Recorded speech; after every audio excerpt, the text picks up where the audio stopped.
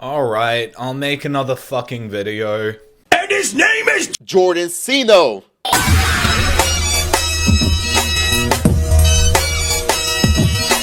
So you're probably all wondering, why did big-time YouTube star Jordan CS No go on a 2-month hiatus? Well, I'm gonna try and keep this explanation short because I don't want to waste your time. Basically... But anyway, boys, welcome back to another cringy-ass video on the dark web. And I can't find my aviators today, so these are gonna have to do. Now today, we're gonna be talking about the recent drama surrounding Redfall, because if you don't know what happened, Redfall released, and yeah, it's basically Forspoken levels of bad. Like, it's fucking buggy, there's glitches, shit like that. I mean, the only thing it's missing is terrible dialogue, which I haven't actually listened to any of the dialogue, so for all I fucking know, that could be the case. And honestly, I just expected this to look bad for Xbox fanboys, because a lot of them are out here trying to pretend, no, there's actually no issues, the game is fine, the game is really good, even though there's clearly a bunch of issues, and, you know, it's not fine. But not only that, Sony fanboys have decided to chime in and also make a fool of themselves, because for some reason, they think that this means that Forspoken is a better game, which it definitely doesn't mean that Forspoken's a good game, I can assure you that. So boys, we're gonna begin today with what I like to call the Cappenning. Now in case you boys are wondering what the Cappenning is, it's this video titled Phil Spencer Gets Honest About Redfall. And it's been a tough release week for that, coming out to low reviews and a lot of disappointment from many fans. Can you talk about that? What is your thoughts right now as we head into the first week of this game being out? There's nothing that's more difficult for me than disappointing the Xbox community. Except apparently delivering the product that they actually wanted. I think back to the announcement of 60 frames per second, and then we weren't shipping 60 frames per second. That was kind of a punch in the chin, rightfully. Well, yeah, Phil, if you promise things like 60 frames per second and can't deliver them on launch, you need to delay the game, my guy, and make that happen. But also, it's not just 60 frames per second that went wrong with this game. There's all the texture and graphics issues, there's the AI, it's basically cyberpunk level issues. And they still fucking released it. Like, this is the thing that you'll notice none of these corporate suits, whatever the fuck they're called, will ever address in any of these interviews, is that they would have had to have known that a lot of these issues were there before they released it. But for some reason, they just thought, like, what, their audience would be too stupid to notice? One thing I'll fight is kind of what went wrong. There's clearly quality and execution things that we can do. But one thing I won't do is push against creative aspirations of our team. And there you go, you have a very vague statement that makes zero sense. Because my question is, who the fuck is asking you to push against the creative aspirations of your team? All we're saying here is that if the game needs more time in the oven so that they can achieve those creative aspirations, give it more time in the oven. And we're going to continue to work the game. I think we've shown a commitment to games like Sea of Thieves and like Grounded to continue to go and build games. But I also know that these games are $70, and I'm not going to, like, I'm going to take full responsibility for launching a game that needs to be great. Yeah, that is a good reminder that these games are $70. They charge you $70 for these broken games. Now look, it's good that Phil Spencer wants to own up here and say, yes, we're going to commit to fixing the game. But I honestly wouldn't trust a word that he says unless there's like a full roadmap that gets released for how they're gonna fix the game, okay? You know, what they're going to do. Because he still hasn't really addressed a lot of the actual issues with the game in this interview. But honestly though, what I find funnier than this interview is the Xbox fanboys trying to pretend that there's nothing wrong with the game, or trying to downplay all the flaws with the game. Haters are missing out. Hashtag Redfall. Real-time footage of me popping PlayStation fanatics in my Redfall tweets. P.S. Just remember, Redfall got low scores. Forspoken is literal trash. There's a difference. I wholeheartedly believe the PlayStation fanboys of the industry simply took revenge for Forspoken being garbage, literally, and sought to bring down any Xbox game they could. 100. Yeah, just one small problem. That wouldn't work if Redfall was a good game. I mean, they tried the same thing with Hi-Fi Rush, which was a less popular game, and it didn't work.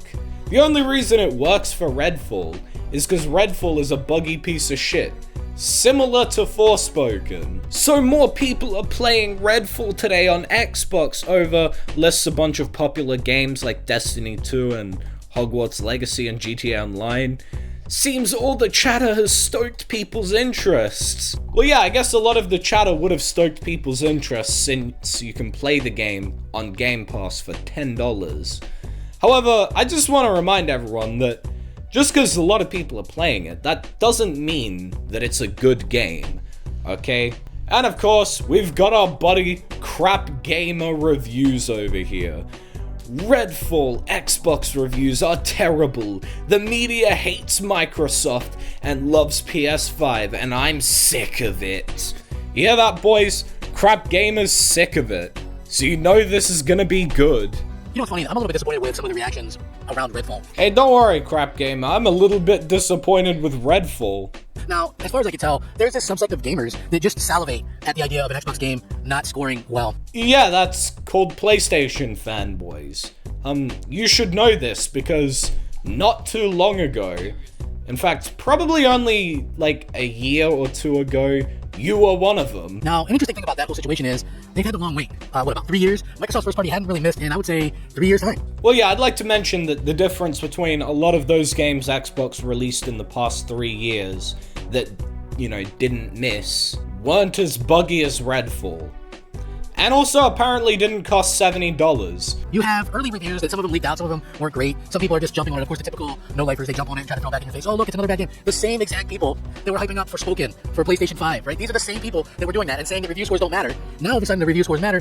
You know what? I actually do agree with Crap Gamer here that it is pretty hypocritical that a lot of the same people who are talking shit about Redfall are also the same people who were hyping up Forspoken, which was just as bad. Except I don't think it matters, because we all know that fanboy logic is very inconsistent. A little disappointed that Crap Gamer didn't have more of a base take, because last time I watched him, he actually was kind of based, but oh well. I guess we can't have everything we want in life. You know, like my dad being present in the house. Anyway, boys, now we get to the next section of this video where I make fun of Sony fanboys, which is my favorite thing to do. It's kind of like a nice little abusive relationship we've got going here, you know, where the Sony fanboys don't learn their lesson, so I just gotta, like, slap some more sense into them. So, you know, it's honestly kind of like another alleged abusive relationship. Xbox fanboys laughed at Forspoken Metacritic, but Redfall is loser sitting at 59 out of 100. Got to love karma. I know it hurts, Xbox fanboys, but Forspoken is greater than Redfall. And they've got the IGN review scores. A reminder that these are some of the same people who were saying that review scores don't matter when it comes to Forspoken. God don't like ugly.